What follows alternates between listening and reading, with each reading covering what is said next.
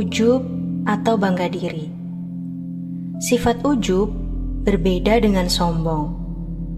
Sombong mempunyai 3 unsur, yaitu orang sombong, yang disombongkan, dan orang yang menjadi target kesombongan. Sedangkan ujub hanya ada 2 unsur, yakni orang yang bangga diri dan sesuatu yang dibanggakan. Akan tetapi, ujub adalah tingkatan pertama dari tangga menuju sombong. Mari kita berlindung kepada Allah dari kedua sifat tercela ini. Ujub adalah mengagungkan dan menerima nikmat dengan melupakan keterkaitannya kepada sang pemberi nikmat. Macam-macam ujub. Ada manusia ujub dengan kekuatan, kesehatan, kesempurnaan anggota tubuh, dan keindahan bentuk rupanya.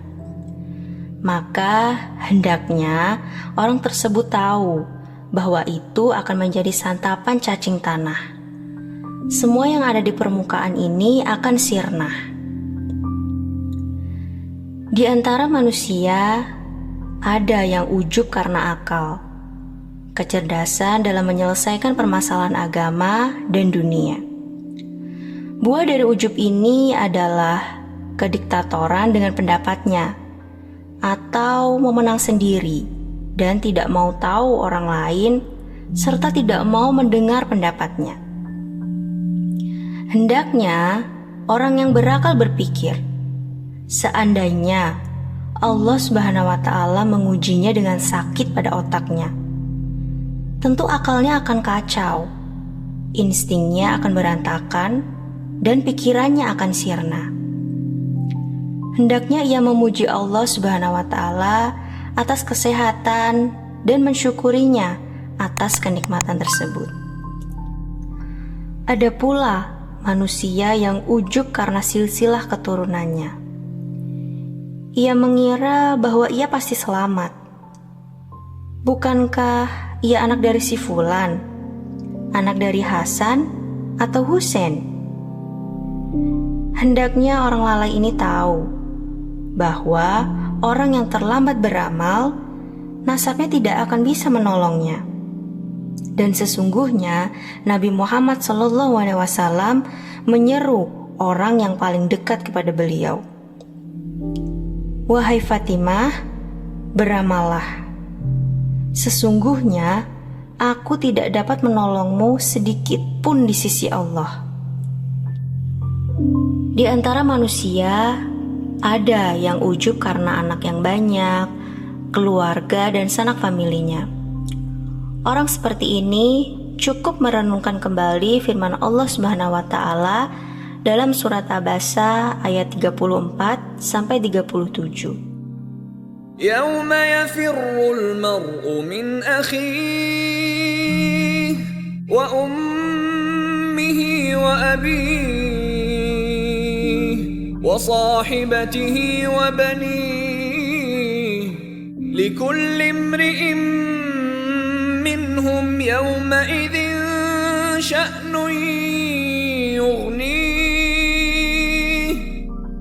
Yang artinya, pada hari ketika manusia lari dari saudaranya, dari ibu dan bapaknya, dari istri dan anak-anaknya, setiap orang dari mereka pada hari itu mempunyai urusan yang cukup menyibukkannya. Ujub macam apa yang bisa Anda banggakan ketika orang meninggalkan Anda di saat menghadapi masa paling genting dan dalam kondisi paling sulit? Di antara manusia, ada juga yang ujub karena harta dan kekayaannya. Hendaknya orang ini merenungkan firman Allah Subhanahu wa Ta'ala dalam surat Fatir ayat 15. Ya ayyuhan nasu antumul fuqara'u ila Allah wallahu huwal ghaniyyul hamid. Yang artinya, hai manusia, kamulah yang berkehendak kepada Allah, dan Allah, dialah yang maha kaya, tidak memerlukan sesuatu, lagi maha terpuji.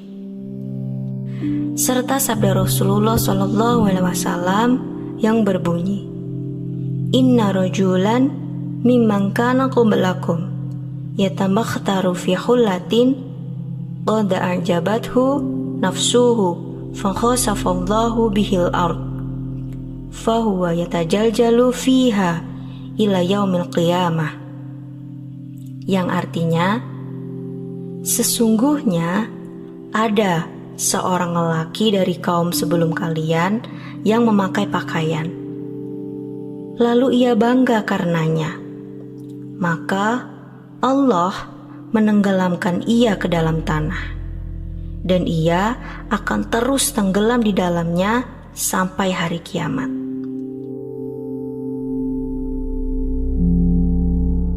Di antara manusia ada yang ujub karena ibadahnya. Orang ini ditipu kebodohannya karena tidak tahu apakah ibadahnya diterima atau tidak.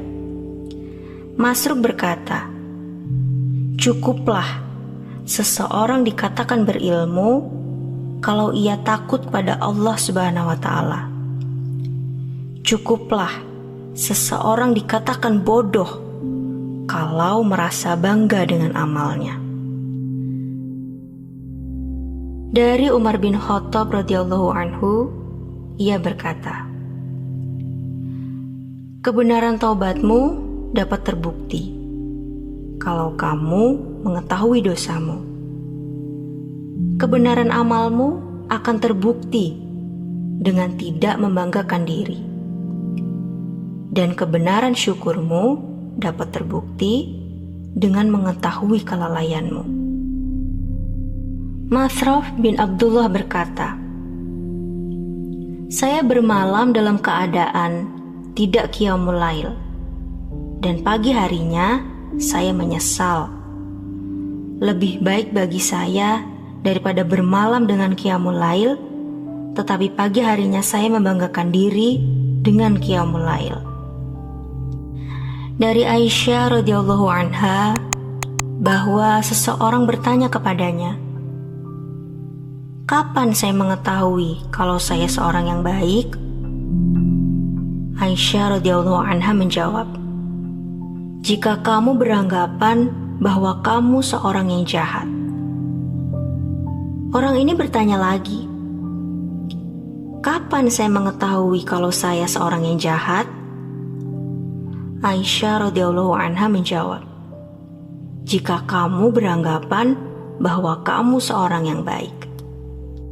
Bukhari berkata, Ibnu Abi Malika berkata, saya telah berjumpa dengan 30 orang sahabat Rasulullah SAW. Mereka semua sangat takut dan khawatir kalau sifat munafik ada dalam diri mereka. Abu Laits As-Samarqandi berkata, barang siapa yang ingin mengikis sifat ujub, ia harus merenungkan 4 perkara berikut ini. Yang pertama, menyadari bahwa taufik datangnya dari Allah Subhanahu wa Ta'ala. Jika ia sudah menyadari ini, ia akan sibuk memikirkan bagaimana bersyukur kepadanya dan tidak akan membanggakan diri. Yang kedua, merenungkan berbagai anugerah dan nikmat yang telah dikaruniakan oleh Allah Subhanahu wa Ta'ala. Jika ia merenungkan anugerah dan nikmatnya, ia akan sibuk bersyukur kepadanya. Ia menganggap bahwa amalnya masih sedikit dan tidak akan bangga diri. Yang ketiga, merasa takut kalau-kalau amalannya tidak diterima. Jika ia sibuk dengan ketakutan seperti ini, ia tidak akan bangga diri. Dan yang keempat, memikirkan kembali dosa-dosa yang telah ia kerjakan sebelumnya. Jika ia takut kalau keburukannya akan mengikis kejahatannya, ia tidak akan membanggakan diri. bagaimana seseorang akan membanggakan dirinya, padahal ia belum tahu dari arah mana catatan amalnya datang di hari kiamat kelak. Dan apakah kegembiraan dan kebanggaannya akan terlampiaskan setelah ia membaca catatan amalnya?